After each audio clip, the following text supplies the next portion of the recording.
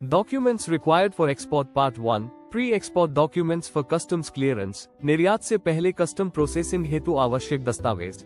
Documents required before export for customs processing 1, PI proforma invoice, sales contract exporter द्वारा जारी किया गया एक प्रारंभिक समझौता है जिसमें उत्पाद विवरण, मूल्य निर्धारण, शर्तें आदि शामिल होती हैं। 2, इनवॉइस कमर्शियल इनवॉइस, एक अनिवार्य दस्तावेज जिसमें सामान का विवरण, मूल्य, मुद्रा और भुगतान की शर्तें शामिल होती है।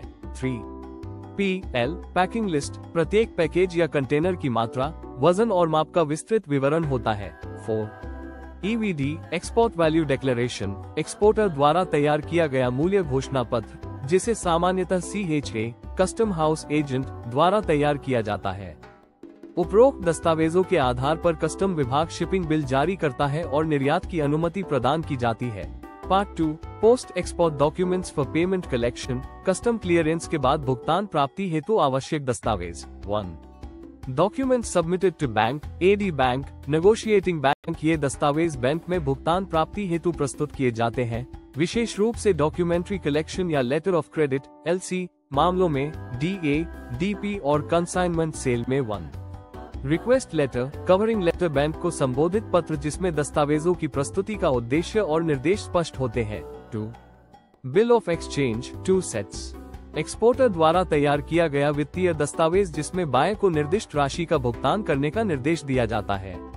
इसे बायर द्वारा स्वीकार किया जाना आवश्यक है। 3, SB shipping bill 1 set, self attested, custom द्वारा जारी किया गया दस्तावेज जो प्रमाणित करता है कि सामान का निर्यात हो चुका है।